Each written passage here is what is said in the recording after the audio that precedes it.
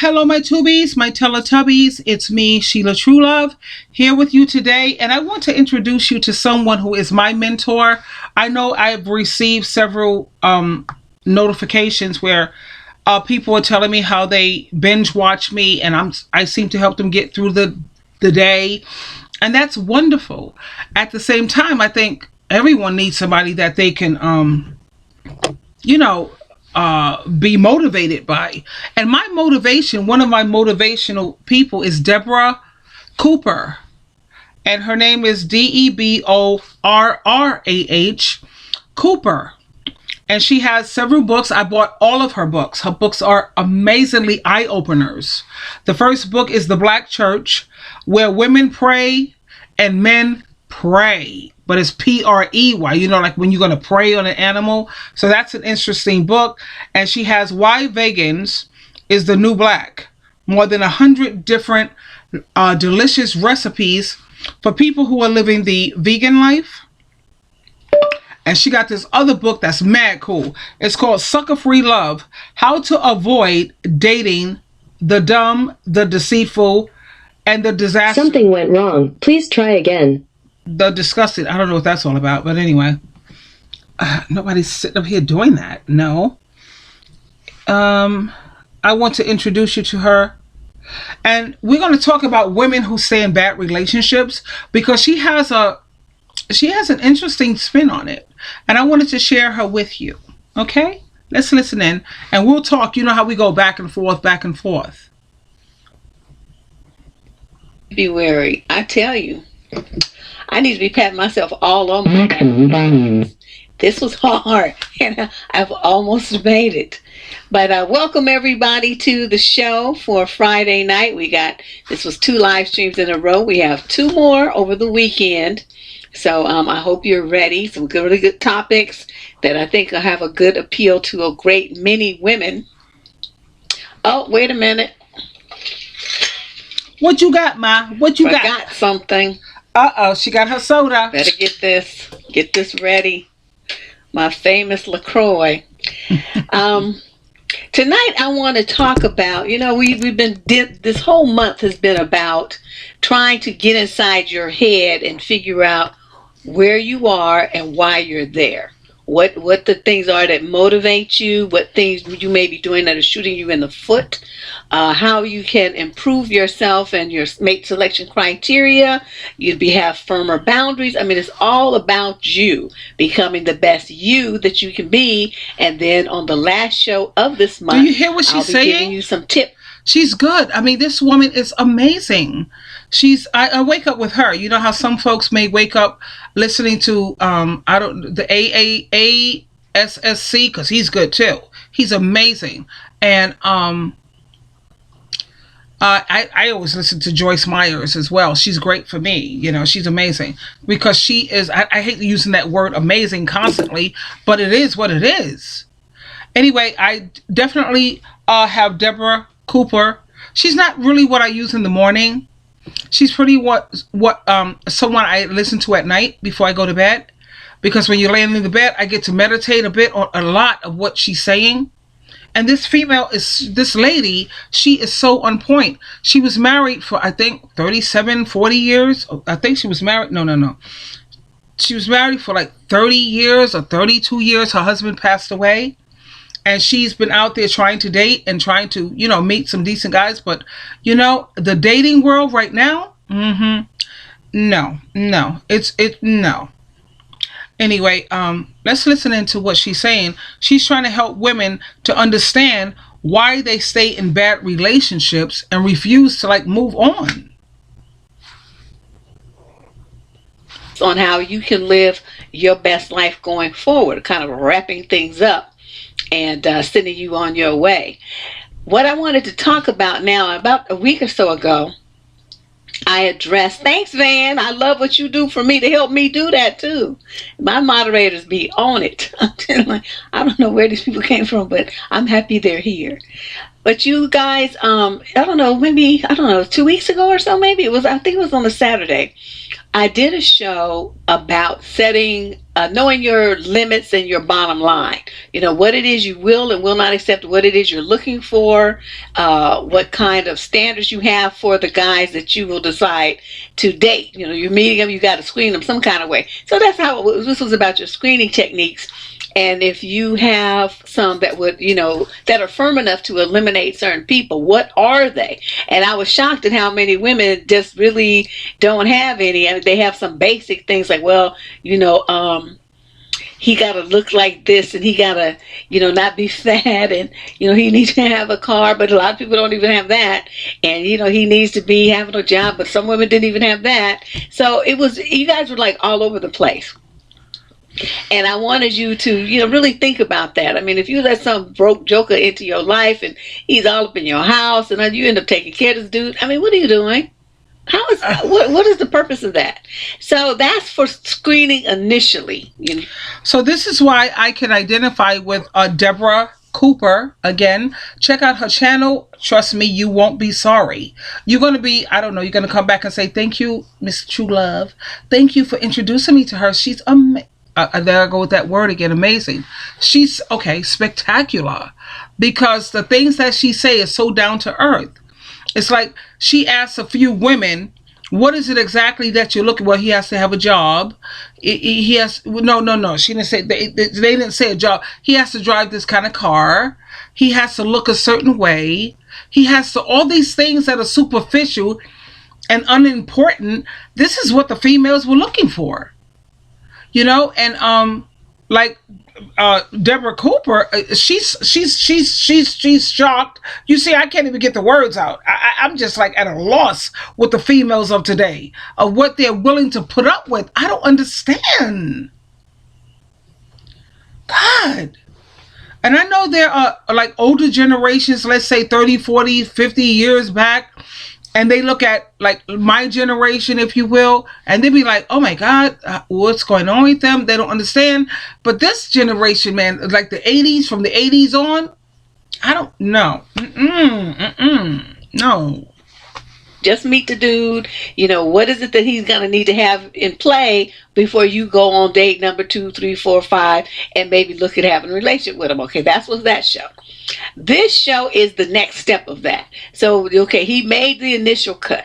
So now you all dating, you got it in a relationship, you living together, whatever. And sometimes you even married. But since we primarily focus on signals, we'll, you know, just leave it at that. In this instance, what you start running into are problems. I mean, because for what first looked like, you know, a knight on a shiny white steed suddenly turns into like the under the bridge troll. And you know this is not working. Okay, you know this situation is harmful.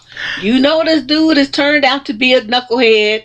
You understand that this relationship is not going nowhere positive, going around in circles before it goes down the drain. You know all these things. You know you shouldn't be taking the shit that you're taking from him. You know you should have higher standards with you. You know that you're sad, you're crying, you know. You heard what she said? You know you shouldn't be taking the SHIT from this character. You know that everything is going downhill. You can outright see that this character is no good. He's about nothing. He's a loser. Let's do the L over here if that works. A loser. And yet, I'm trying to understand, which is why I'm hanging out here with Deborah Cooper, is because I'm trying to understand. I'm trying to get inside these women's head. What's your freaking problem? And I don't want to hear about when I had daddy issues. We all had those issues, but when you get a certain age, you're not a child anymore. So those daddy issues, that's a wrap. Okay? And don't sit here and tell me it's because I love him. You don't love him. And you know what? That's probably why he treats you so badly, because he knows. Men, they are what they say logical. Women are emotional and all that nonsense. Maybe a lot of these men out here, they know she don't love me. She desperate. You see how I say she desperate. I don't even speak proper English. She desperate. And they know love when they see love. They know that if this woman loves me, she's going to help make me the best man that I can be. She's sitting up here putting up with all of this crap. That's desperate. He could tell that's a desperate woman. Because the things that I have done to this female, Any other woman who loved me, if she loved me, she would have threw me out the door. Threw me out the door and let at least 3 years pass, and then she would at least be my friend. She would at least be my friend. If she really loved me, and it's not all about, codependency and desperation. You may not be able to have him as a husband, what have you. No. Anytime a man cheats on you, that's a wrap. That's done. Especially when you're in your 40s. You're old enough to know, or wise enough, you should be wise enough to know, that's a wrap.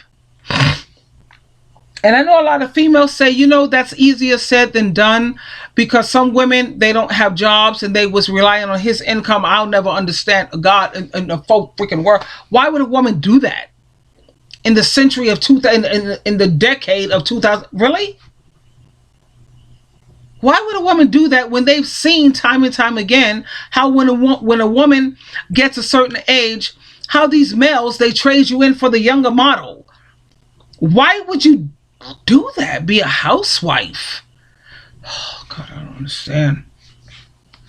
That's just, I don't know. All of these things, and yet you stay in a relationship. Yeah, crazy. Why did you do that?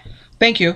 What is it that's going on in your head that makes you want to stay in a situation where you're crying and angry and upset all the time? What is that all about? I mean, I've long had a theory that a lot of women are addicted to pain. Yes. It's a show I still intend to do at some point. I think I'd like to have a psychiatrist on, or a psychologist or something on when I do it. But I can't help but think that, because of all the observations over these years of women who not only stay in those situations, but in some instances seek them out. I mean, they know the guy's an idiot before they even get involved with him, but they do it anyway. So, and it's going to hurt. You're going to be crying, you're going to be upset. But I have a theory about that. But I agree with her. Some women are addicted to pain. And you have a lot of women who, they love drama. They don't want peace. You have a lot of people in life, they don't want peace. They don't want it because that's boring. Like, to be honest with you, I can use Aries, they cry rah rah. Aquarius, they rah rah. Gemini, rah. Sagittarius, rah rah. If you want peace in your life, you try to get somebody who's more earth sign. But look at their moon and their Mercury and their Mars, because that's the most important. Forget a sun sign. Let's look at that Mercury and that moon and that Mars. Mars tells you whether they're going to cheat or not. If their Mars is in a fire or an air sign, that's a cheating bastard.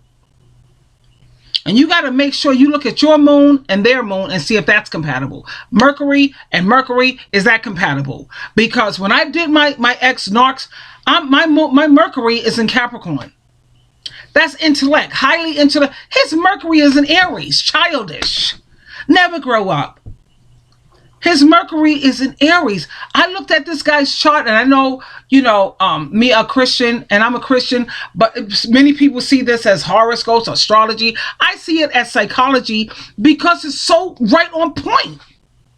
Everybody is saying, well, I don't use that because how do they know? Because they're only looking at the sun sign. No, let's look at that moon and that Mercury and Mars and Saturn, because that's discipline. Show me what kind of discipline do you have? But when I want to know if a man is a cheating man, now that I'm more knowledgeable, I would definitely look at his moon, his Mercury, and his freaking Mars. And if his Mars is in a fire or an air sign, girlfriend, toy box, that's toy box material. Okay? That's why me and my ex couldn't communicate. My Mercury, that's the planet of communication, intellectual knowledge. Mine is in Capricorn. Very knowledgeable. Oh, man. We're talking Ivy League, Harvard, Yale, Princeton. His is in Aries. We're talking about Sesame Street. We're talking about, look at us, we walking, and look at us, we talk. No. Huge adult, a child. That would never, ever work, ever. And then I was wondering, why is it that this guy don't seem to understand? Yeah, that's pretty much it. Freak that nonsense. We're going to talk about that. They always morph into a freak Whatever they morph into, I just want them to do it somewhere else. Go do that over there. Or as they say, somewhere the hell over there. Just hit that fuck road and make a left turn. And I hear you, that's, girl. what I'd be looking for. I don't want that kind of stuff. So let's talk about, yeah, think about it, Atlanta Angel. What else could it be? People be addicted to food. They're addicted to exercise. The endorphins they get. Sex addiction, alcohol addiction, drug addiction. Pill addiction. You know what I mean? People get like fixated on shopping addiction, plastic surgery addictions. I saw that on a talk show one day when I was at my cousin's house. We watch TV because I don't have TV here, and so I'm looking at this, and this woman had like 100 plastic surgeries. She looked a hot mess, but you couldn't tell her that she was not gorgeous, and she's still looking for other things to do. That should be illegal. But that's what I mean. When people get addicted to weird things. So once you start thinking about it from that way, they eat chalk. You know what I mean? People just are weird. And so if you have somebody who's got some kind, something ain't too right, they're not the sharpest pencil in the box, and the elevator stops at the 5th floor, then they're not the sharpest pencil in the box. The elevator stops at the 5th floor. It doesn't go all the way up. Yeah. I don't know if you've seen that show where people are addicted to eating dirt. They like to eat chalk. You got a lot of crazy people. And the same thing is when you have people who are sitting up here in abusive relationships and they stay. I don't understand the chalk eating.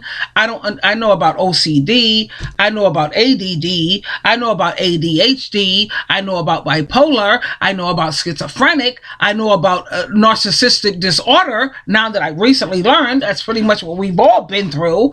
And it's like, we're wondering, really? You know what? We have got to hold out for a mentally healthy relationship, and it's better to be solo. Let's fly solo, instead of sitting up here with these cray. Oh, God. Very likely that they would get addicted to something that is painful. Think about the people that are masochists. Isn't that pain? Yeah. That's physical pain, though. But these are people who I think are addicted to emotional pain. And I think my theory is just as valid as anybody else's. Of course, I can't prove it. I'm not a researcher. But I'm looking, okay, but nothing I've read or seen has proven me wrong.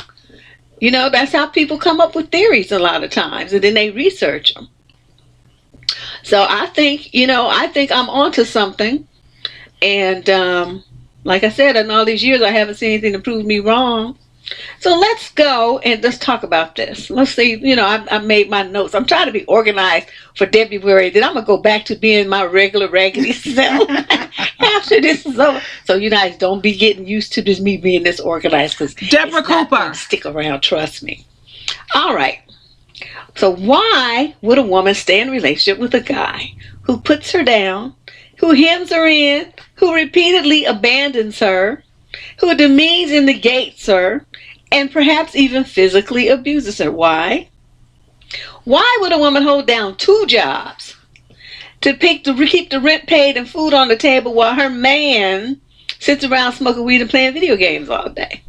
Sometimes driving her car and dealing with other women while she's working 2 jobs.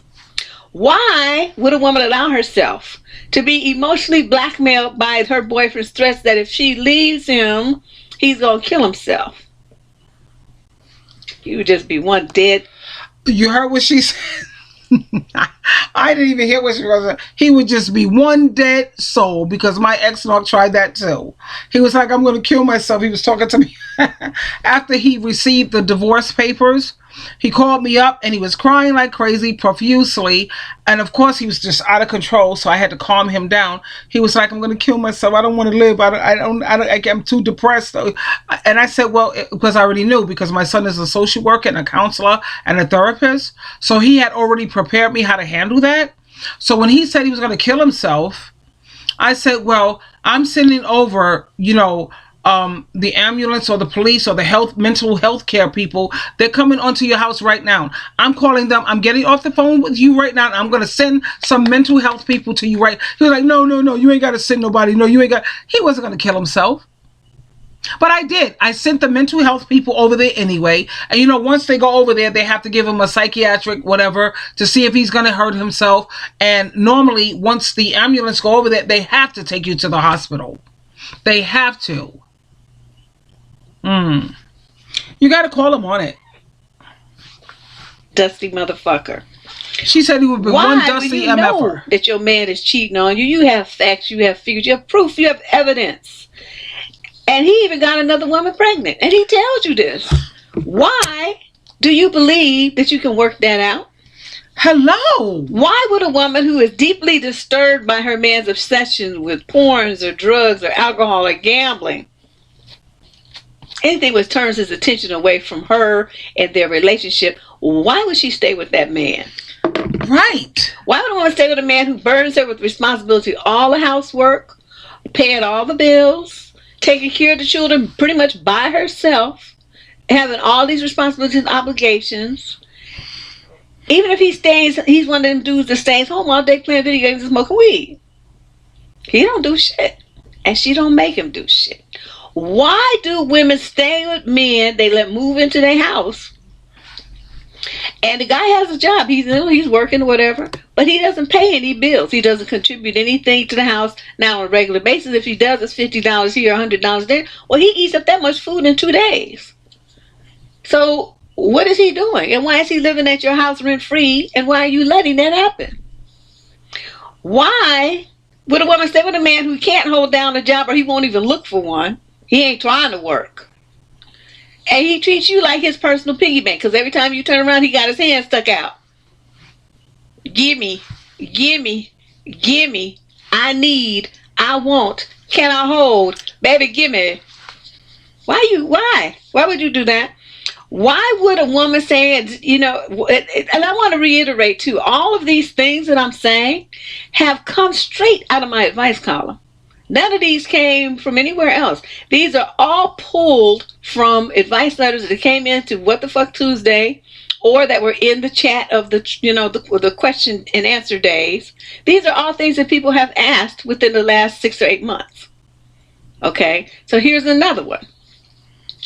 Why would a woman stay with a man who has wrecked not only her car, but several rental cars that she got after that, which showed total disregard for her financial and legal issues that he's, piling on her? Okay, what was that about? Why? Okay, he wrecked the first car. What was you thinking? What was you giving him keys to another car? And then another one after that. So he wrecked that one too? A trifecta of wrecked cars? One wasn't good enough for you? Why would a woman stay with a man who intentionally says and does things to humiliate and disrespect her? He degrades her dreams, her goals, her accomplishments. He grabs her boobs. He slaps her butt, and he says foul things. Remember the other day? Dudes across the thing wiggling his tongue at her and grabbing his stuff and all stuff. And he's doing it in front of other people. And yet she's still with him. So see, you see what I mean? I mean, these are all things that we have seen and heard about just within the past few weeks. So none of this is stuff that I had to make up out of my mind. I just reviewed, some of the letters. So if you wonder why this man who claims to love you treats you like this and why you accept it and stay with him, let's talk about this. We're going to get into some stuff. I'll say that's what I'm talking about. And it feels so comforting to me to know, not that I needed the validation, because I already knew these are the kind of questions that I'm asking. What the hell? Why would you sit up here and stay with the guy when you're doing the financial heavy lifting? Why would you stay with the guy that you got to pay him to touch you? You have to pay someone to touch you, and you are paying him to touch you anytime you're doing the most. He's a man. You have your role. He has his.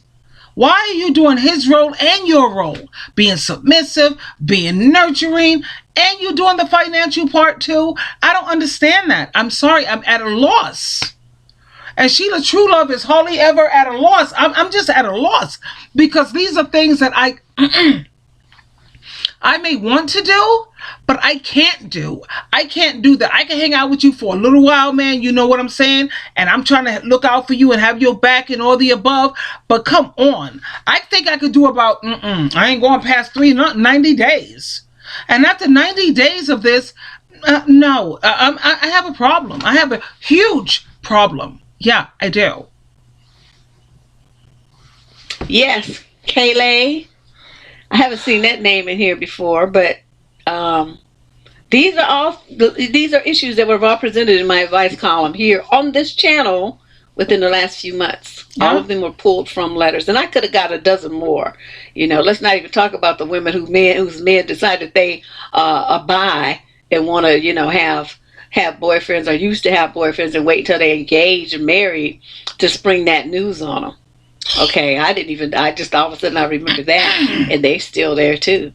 Writing me letters talking about, what should I do? And I'm thinking, girl, you should be sending me this letter saying, girl, And now there's the latest thing, because I've been on Facebook, not to be rude, but, well, considering it, whatever. The women are willing to have share their husbands and let him have a side piece. On my Facebook channel, I see it. They're willing to sit up there and argue with this woman and say, well, today is my day and whatever. And then the side piece got the nerve, the audacity to argue with her. And then the wife have to pull rank. She says, well, hold up. I'm the wife.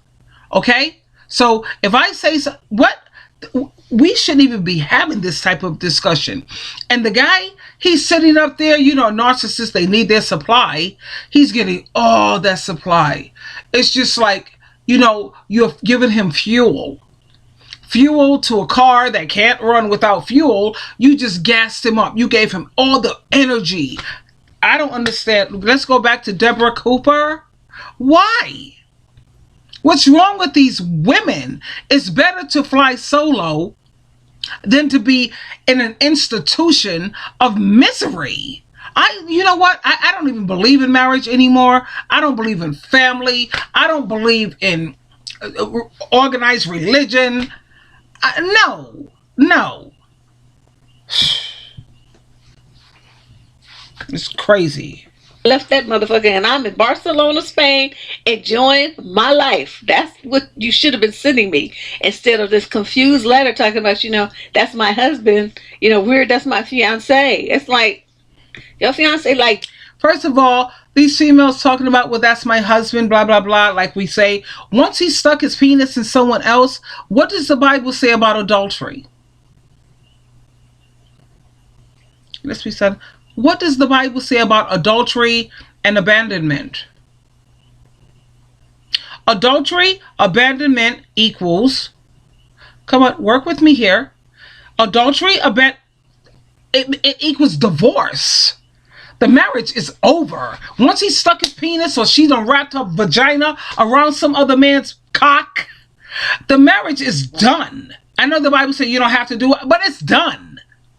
It's no longer a marriage. It's called an open relationship. Let's keep it real. It's an open relationship.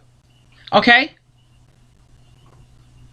It's no longer something of beauty because marriage is beautiful. A man and a woman get together and they're married and they become one. And to be honest with you, that become one thing means that they have children. Because you think about it, the child have half of him and it has half of the mother. That's them becoming one, really. So if you don't have children, you're not really one with the marriage thing. That's the way I see it. But it also can mean that you become one because you're working towards the same goals. Hopefully you have the same moral code. Hopefully whatever, and you are one in thought. But to be honest with you, when that scripture says we become one, the Bible, marriage and sex was pretty much for procreation. If you have not had a child with that man, you're not really one. Not really. That child is what makes you one. Because it's a piece of you, it's a piece of him. One. ooh. Okay, you don't have that equipment. I don't know what to tell you. I don't know. So then I found this study. Let's see, let me find it. The study. And it said, It was done at the University of Utah, Wayne State University, and the University of Toronto. They did, two components to it. And Okay, this is part one because I see it's almost getting ready to be 30 minutes, and I really don't like to make all my videos that long. Not really. So I will see you on the other side, part two, and I'm hoping that you will join me. Sheila True Love, you always have a choice. Please, my darlings, choose wisely.